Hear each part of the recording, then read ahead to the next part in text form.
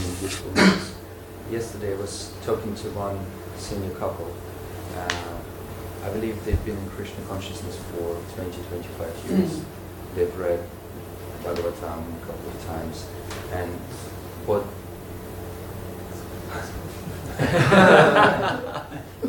Is today a day when... Yeah. No. And to solve this task, yeah. And I have to pull it from behind you.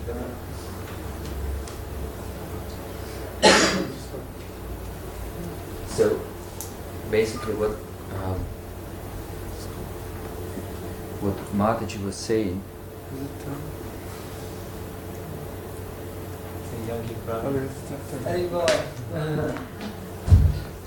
what Mataji was saying, that it's nice that you have that kind of enthusiasm. I was giving a class kind of afterwards. But what happens that in a due course of time, you become more and more skeptical, and even 16 rounds go very, it's very difficult to do them. And she said that you should try to quickly get to Nishta so that you won't experience that kind of things. So there are two things I would like to ask you. Why is it so that people who, say, were quite well educated in terms of Bhagavatam, they've been doing chanting, why do they still lose the taste? And how can you possibly protect yourself from having too much expectations and to not to get it?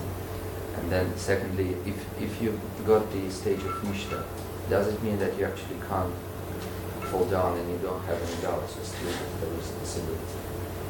Okay, so first question is about the person who may be serious, study Bhagavatam, know the philosophy, but after some time that person loses the taste, yeah?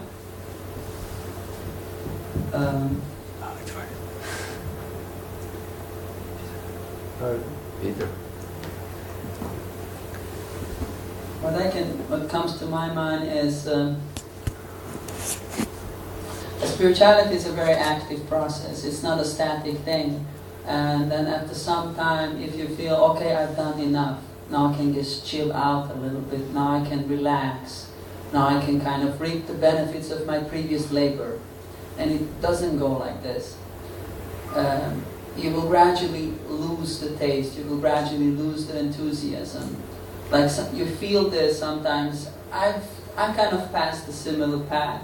That you join in the beginning, it's very enthusiastic, you with the devotees, you're constantly in the company of the devotees. Then after some time you feel you want to have a little bit of break, you want to be on your own. And it's a very, in a way, dangerous position because you isolate yourself from the source of enthusiasm. And then if you're no longer in this atmosphere, you're not longer so enthusiastic, you lose the taste. Because you're not investing the effort, you're not at the source of the fire. You remove yourself from the fire, then gradually the heat, you're not so close, you're not so warm. The fire has the same potency, but you distance yourself. So that's the thing, it's a constant practice, it's a constant engagement, it's a constant effort. And the thing is, another thing that comes to my mind is, of course, is aparada. It's the offenses to the holy name, offenses to the devotees, offenses to the process. There's one thing in Madhurya Kadambini, Vishwanath Chakravarti speaks about about anishtita bhajana kriya, what is called unsteady devotional service. That's before nishta. He says the first sentence is called utsahamayi. Utsaha means enthusiasm and maya means false, so false enthusiasm. He gives an example. Oh, you have a boy who goes to school and reads a couple of books and feels, I know everything. Yeah, I'm so clever. Yeah, now I know everything. I can defeat everybody. I'm the best now. And that's what happens with most sadhakas in the beginning. You read, yeah, I know everything. That's it. Yeah, and figured it out. Yeah, now I'm a big guy. And then it's called false enthusiasm because it's not real. You cannot maintain it. So, and then you become a little bit proud after time. Like, now you give classes, now people respect you, and now you feel after 12, 13 years of Krishna consciousness, now you have some reputation, you have some standing. Because from bhakti also some results come. You get some prestige in the society. Before I was a bhakta, nobody gave a damn what I did now. Yeah, what do you think about this? Yeah, I'm so important. There's some subtle things appear, and then you're no longer humble, you're no longer enthusiastic, and you gradually lose the taste. So that's what comes to my mind, and I think that's to see spirituality as a constant, active process. And if you don't invest into it, you don't get the result. That's the thing.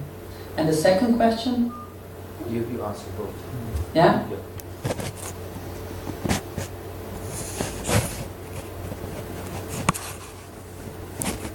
And other thing is that as a sadhaka, as a practitioner, there has to be some taste for spirituality or for some spiritual practice. Otherwise, if it's no taste, then it's difficult to maintain whatever practice you have.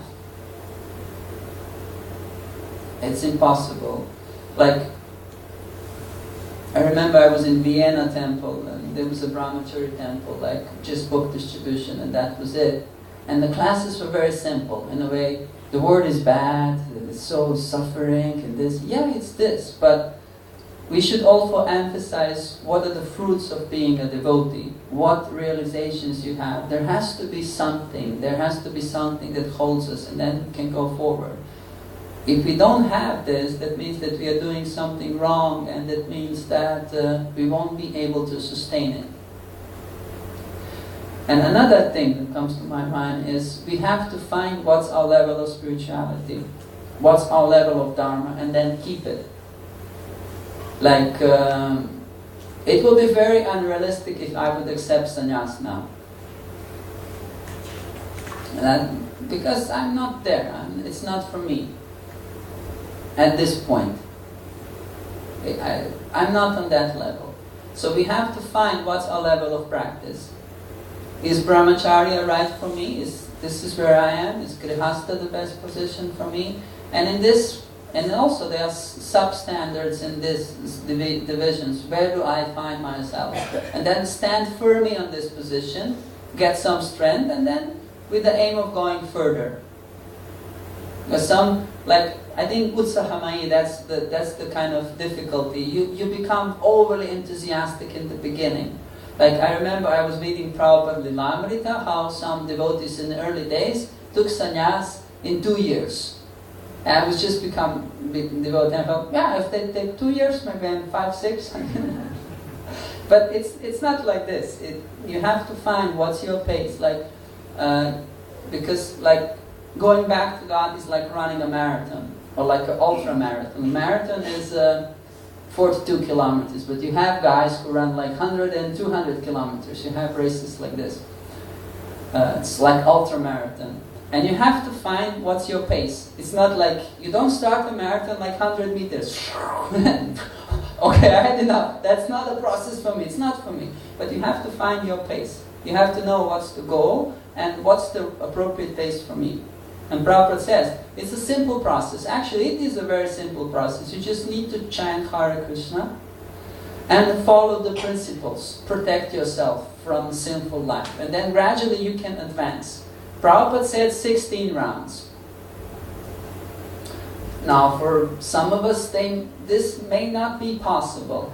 But, I remember how I started. I started 4 rounds, and for some time 4 rounds, then 6 rounds, then 8 rounds, and then gradually come 16. You feel this is the standard that I want to maintain, and then you're on the standard, and then you go forward. And Prabhupada says 16 rounds minimum. For some years I was chanting more rounds, but then I felt I just couldn't maintain this. You have to find what's your level of dharma, and from this.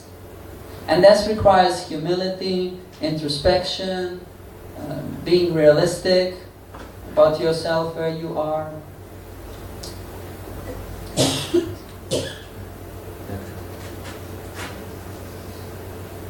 What would it be right to diplomacy among those